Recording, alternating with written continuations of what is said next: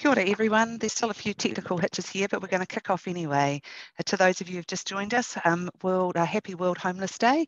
Helen Robinson is my name. I'm the Auckland City Missioner, and it's my pleasure to be here with you today. Given the importance and the significance of this conversation, we thought it was most appropriate that we start with a karakia. So please feel free to join me if you know it. Inoi tātou. Whakataka te hau ki te uru, whakataka te hau ki te tonga. Kia mākina kina kita, kia mātaratara ki tai, e hiaki ana te ātākura, he tio, he hoka, he hauhu nā, haumi e, hui e, tai ki e. Kia ora e te whānau, it is lovely to be here with you today. We, in reflection this week, or for some time actually, have been wondering what is the most appropriate way to mark World Homeless Day in a pandemic, and particularly in the reality of a level 3 pandemic here in Auckland. And it was of such importance to us that we didn't want to let the day pass without some acknowledgement.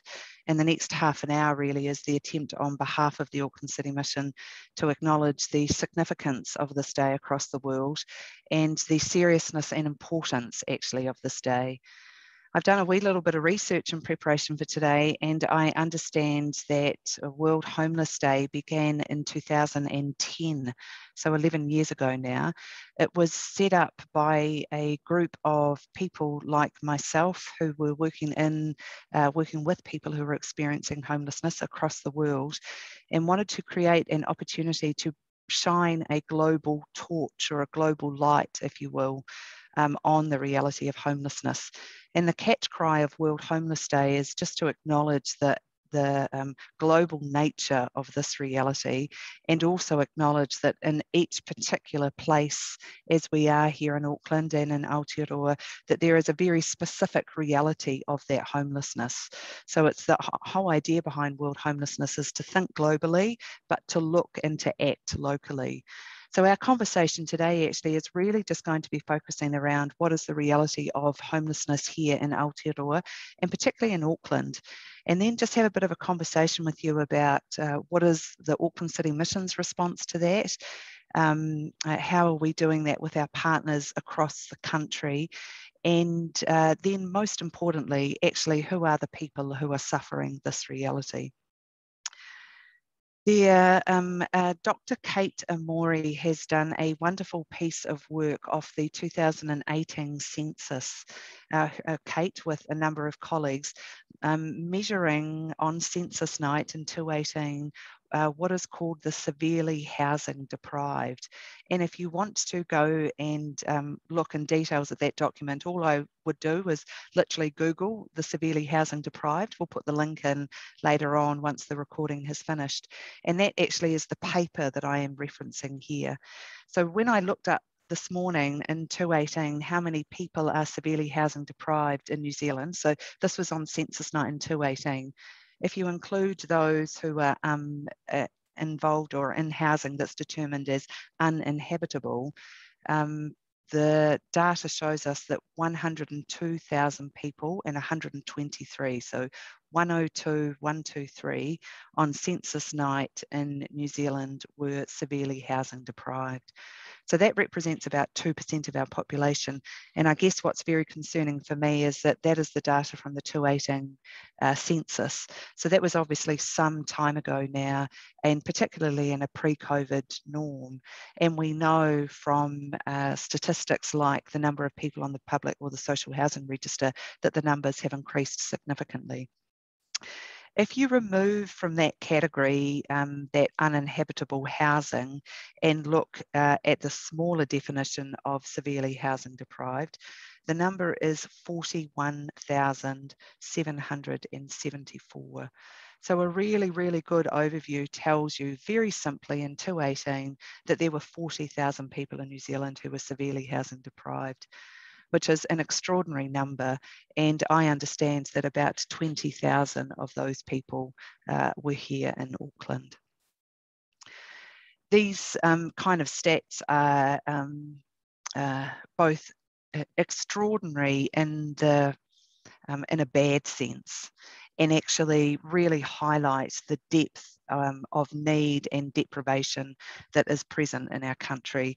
And a part of today is actually just to acknowledge the significance of the numbers of people who are suffering, and to really bring us back to this notion that housing for each one of us, safe, appropriate, affordable housing, is truly a human right.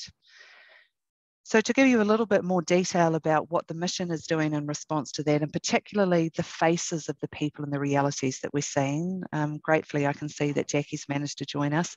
I'll hand over to Jackie and she'll just describe a little bit more those realities. Remembering, any questions, put them in the chat function. Morena, everyone. Apologies for the delay in coming online. Technology doesn't seem to be my friend today. It's great to be here on World Homeless Day with you all, and I think probably for me, it's important that we once again say that, you know, every day should be focused on those who have less and who don't have the basic human right to housing. In terms of the work that the mission does, I think one of the most important things for me that I notice every day is that I've never met anyone who, as a 5-year-old, said, "Gee, when I grow up, I want to be homeless." You know, the people that we see and that we work with every day at the mission are as diverse as probably anyone else in the community. We have everyone from teens through to superannuants, and everyone has their own story and their own journey towards homelessness.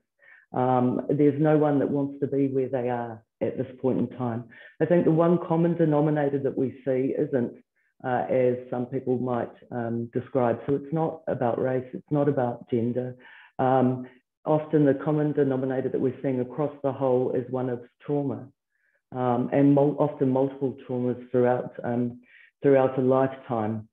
And those multiple traumas become cumulative and essentially are what lead them to a point, or individuals to a point, of not living their best possible life. So a lot of the work that we do at the mission is focused on getting alongside that individual and understanding their pain points and working with them to enable them to move forward and to transition. You'll have heard a lot around poverty, and yes, financial poverty does play a part in individuals' journeys, but it also becomes that as soon as you start to slip beyond the margins of society, you start to suffer a poverty of connection, a poverty of hope, safety, visibility, and often a poverty of a voice. So one of the things around World Homelessness Day is around giving a voice to those who otherwise wouldn't have one. I think it would be fair to say that most of us would be 3 or 4 negative events away from homelessness.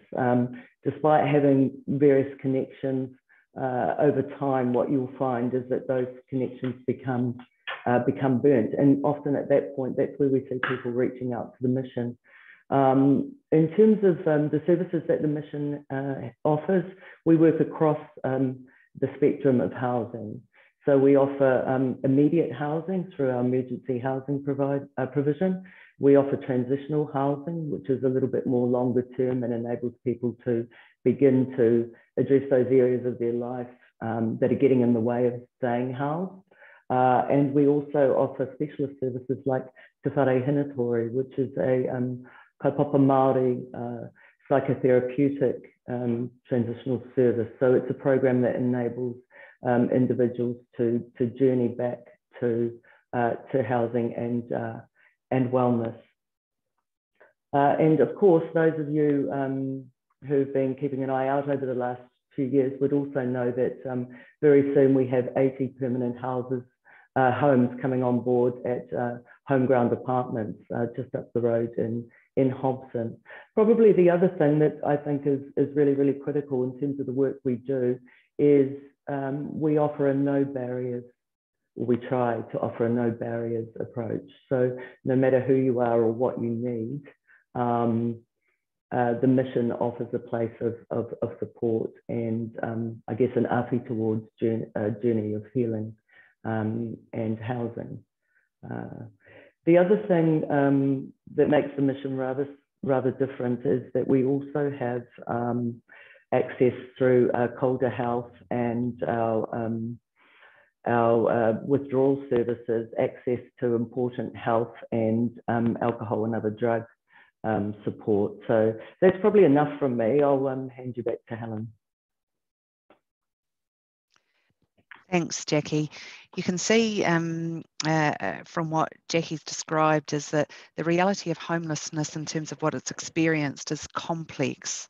But actually there is a simplicity of the drivers of homelessness. So that kind of very simple question, what causes homelessness?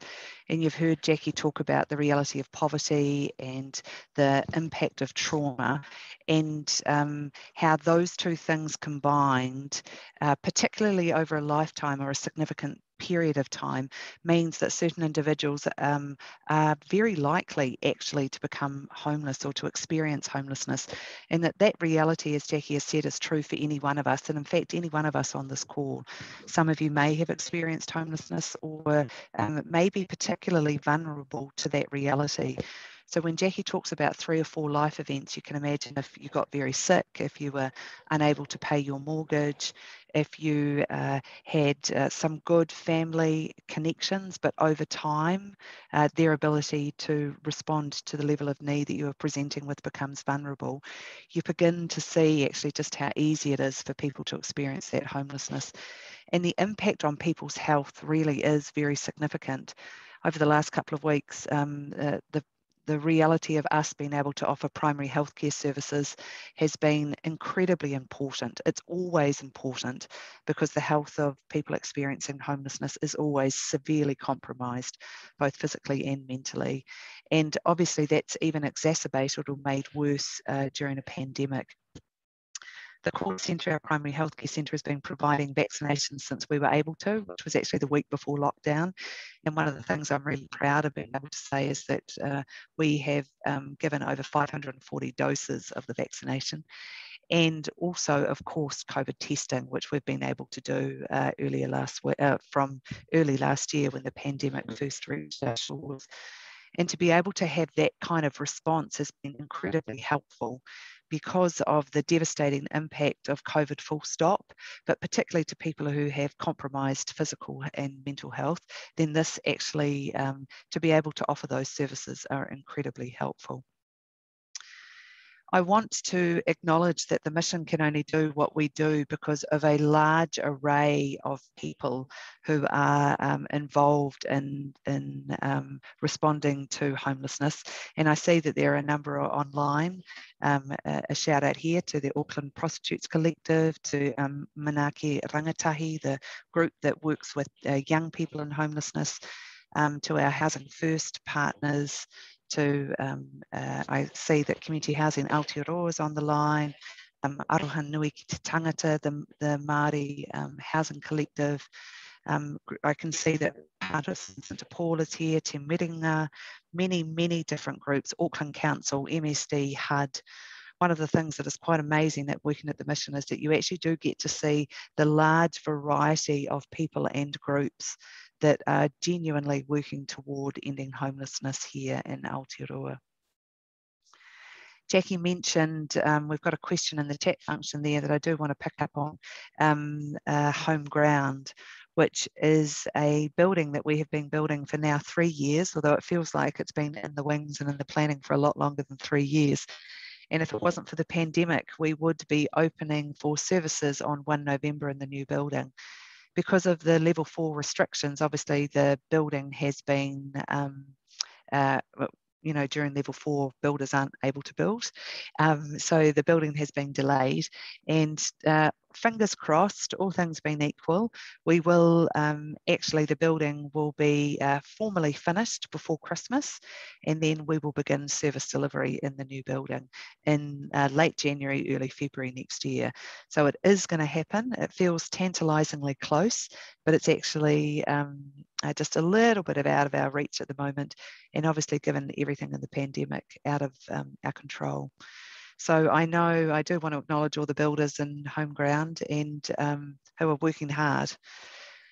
Finally, I do want to wrap up before I do say just a more in-depth thank you, is that we've spoken about very briefly here the key drivers of poverty and trauma. And certainly we at the mission, in terms of home grounds, like many other New Zealanders, have been doing everything within our power to just genuinely increase the level of supply. So it won't be a surprise to any of you on the call that actually one of the key main issues in New Zealand is that there is just simply not enough houses, apartments, appropriate dwelling, and that whatever we can do as a country, certainly what anyone individually here can do. I have to acknowledge finally that there are some much bigger structural drivers that are driving homelessness here in New Zealand, and particularly the impact of racism and colonisation. For anyone who is Māori to be called homeless in a land that is their own is a great shame on our country, and shows the impact of colonisation in the stripping of land and resource and tino rangatiratanga from Māori. In doing that, we have rendered thousands, if not hundreds of thousands of people without homes. And that what we are attempting to do here at the mission with many of you and many other collectives across New Zealand is actually understands that colonisation is one of those key drivers, and that we are seeking a process of recognising certainly the mission's part in colonisation, apologising for that reality, and seeking a partnership and a tiriti with as a treaty partner that we can go forward so that not one more person is rendered homeless in our country. I'm incredibly proud of the work that the mission does, and as manutaki, it is my opportunity really to thank all the services here at the mission, our Street to Home team, our residential services, Te Whare Hina Tori, James Liston, the Calder Centre and Detox, and all the back of house services and people who are working 365 days a year at Haiata as well to respond to the needs of people who are experiencing homelessness. And again, I do want to acknowledge the bigger collectives that hold us as well. Many of you who are individuals on this line here, through your support, your work, your partnering with us, and often actually just the donations mean that we can respond as we are called to. So on behalf of the mission, I am in this kind of whistle-stop tour of World Homeless Day. I'm not sure if there are any other questions that people would like to put in the chat function, or anything else, Jackie, you would like to say to wrap up?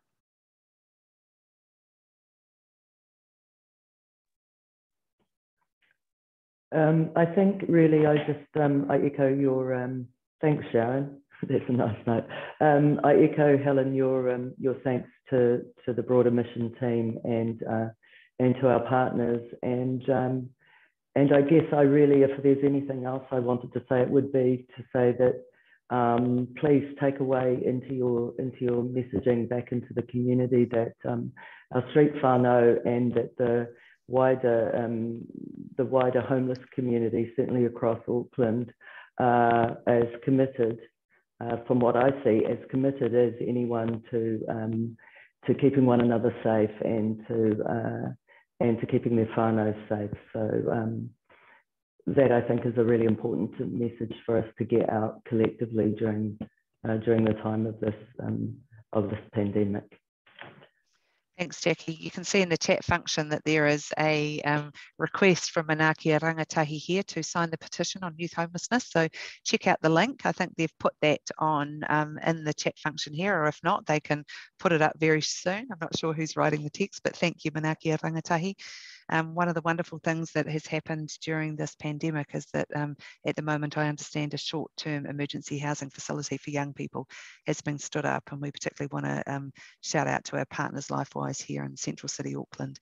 The provision of that service is a deal breaker in terms of responding to youth homelessness. So as Jackie has said, I think this opportunity now, this was intended to be very short, so not long. We don't want to take up too much of your day, but we do want to thank you for your participation here, and that I think that in acknowledging the reality of homelessness and in honouring really World Homeless Today, I think the challenges for all of us in whatever situation we find ourselves in, whatever context, whatever city we're in, and particularly here in Aotearoa, that that there is some responsibility, I think, that we all have to understanding this reality, and to each in our own way doing what we can to end the horror, I think is probably the word that I want to say, of the reality of homelessness in our country. Here at the mission, we do believe in a reality where homelessness can be rare and very brief and non-reoccurring, so that it doesn't just keep going on and on and on. I'll end today with a karakia and wish you well on your day. For those of you in Tamaki Makaurau, the sun in your bubble or in your bubble connection outside. I look forward to joining you. We're actually going to do the same thing again next week because it's World Food Day. So any of you who are interested in addressing the needs of those who are food insecure in our country, come join us same time next week. So inoi tātou. He honore he kororia maunga rongo ki te whenua, whakaro pai in kina tangata katoa, ake, ake, ake, amene. Ka kite anō, kia ora.